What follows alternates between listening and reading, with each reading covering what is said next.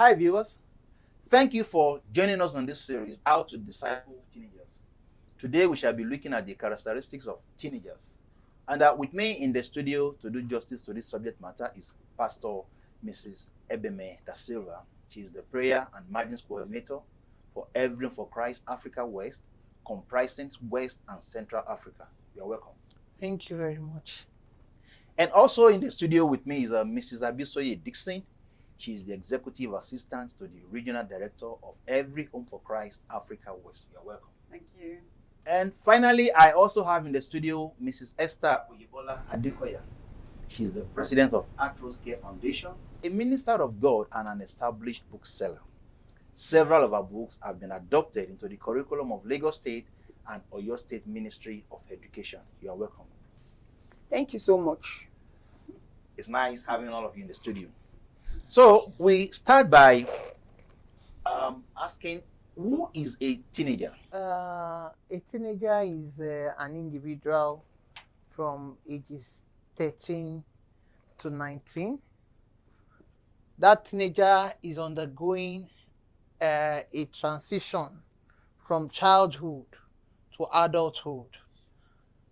Such individual is not really a teenager. He's not a child, and is also not an adult yet. They are in the midst of significant physical and emotional, social changes, as well as trying to develop a sense of their own identity. So a teenager is not a child, is not also an adult. So it's a difficult stage most times, because some teenagers feel that they should be treated as an adult. But in the real sense, they are just transitioning. They are moving towards adulthood, learning how to become adults. And it takes years of experience. It takes years of ongoing development before they can actually get to the stage of adulthood. Thank you. So basically, the teenage years is more like a different world on its own. Okay. Actually, I saw somewhere where somebody was making reference to the teenage years, and they actually tried to break it down to 3 different stages. That we have the formative stage, and we also have the establishment stage, where the attitudes that have been formed become established, and finally also the 3rd stage, as in the delusion stage, where they feel I've arrived, I'm matured, now I can take control of my life. And further, we'll be looking at some of the key features of teenagers. The first one is the identity exploration. Teenagers are in the process of forming their identities, as we've been told, and exploring who they are as individuals. This can involve experimenting with different roles, values, beliefs, and can be a source of excitement, confusion, and even stress. So for somebody who is at this stage of our life and experiencing such, what can we really say about that? Yeah, okay, let me just do a little recap. For every life, there are stages. And this is a journey of life. And this set of people are called the teenagers, which is between the 13 to 19.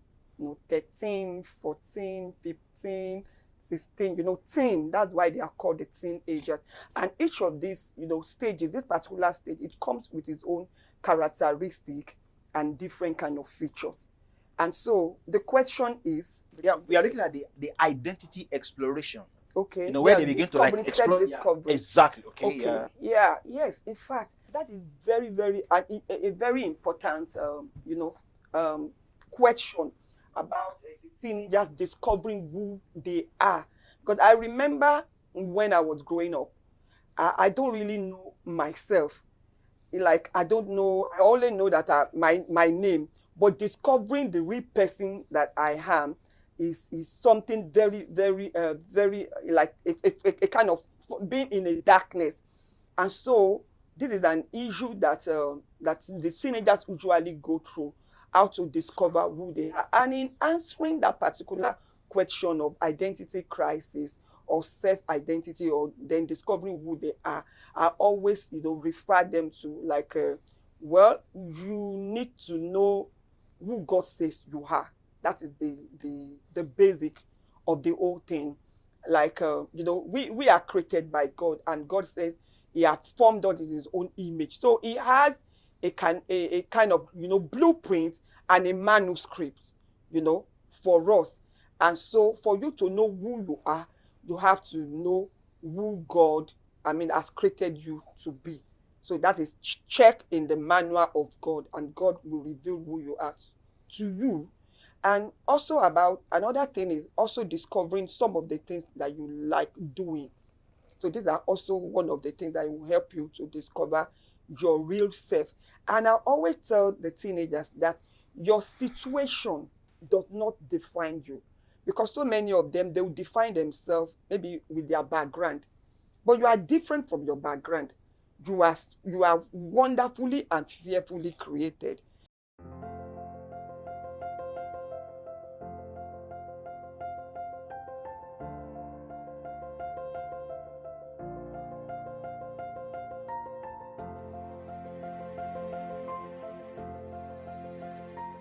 And so teenagers are in the process of, they form their identity and they explore who they are as individuals. This can involve, experimenting with different roles, values, and beliefs. And it can be a source of excitement and confusion and stress.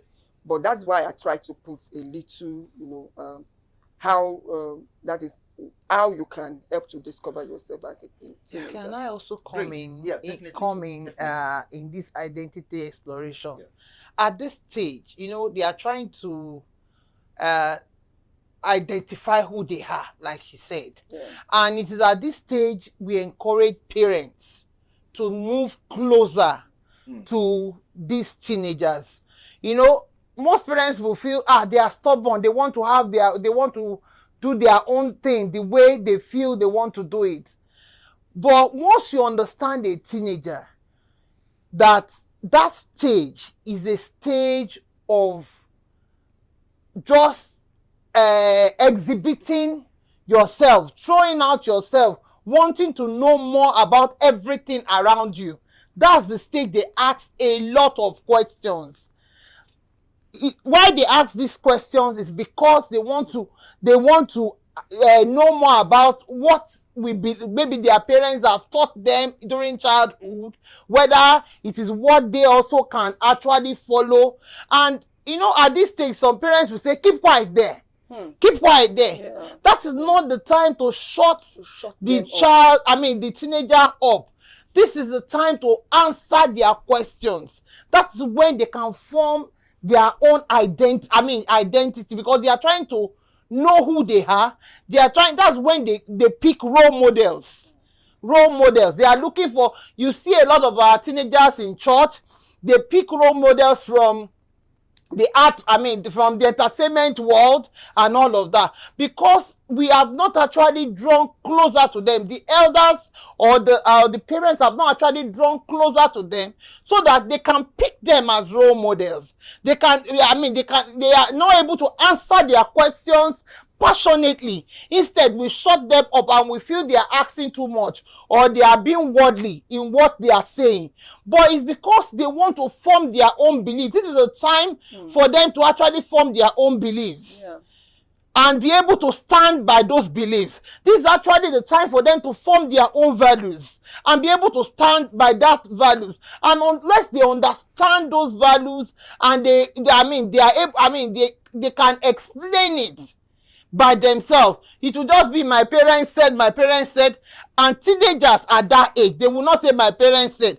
This is what I want to do, and this is what I'm going to do. So we encourage parents to draw closer to these teenagers, so that when they are picking role models, they are not role models that will lure them to, that will lead them to things that are ungodly. They are not role models that will look at, and they are worldly role models. And at the end of the day, we are now battling with trying to reform them back to the way of God. But also in complementing what you have said, now their parents, is like, you can't give what you don't have. some of these parents, indeed, they are bad role models to the children. So they are part of what even affect the teenagers. Yeah. And then, like I also said, you can't give what you don't have. They don't even have, the parents, some of these parents don't even have the right information. And the right values. And the right value to share with these teenagers. So this is a kind of foundational issues that affect most of these teenagers. And so that is why, apart from the parents, I agree, we have good parents that give their teenagers enough time. But what about parents? Because I always encourage other people, I say, children that are under the influence of the spheres of your influence, that is probably in the church or in the community or in the school, you are not only mother or parent to your own biological children. Yeah. You are also to influence and impact the people around you, the children around you. And so that is why, if your parents don't really have any value to pass across to you, there are other people that you can look up to. And we also have to look out for them. Conversion is the entry point into the process of spiritual development. Falling short of the glory of God means every man born into this world will eventually go to hellfire. But God does not want that to happen at all. And so God initiated the process by which this fellowship can be renewed.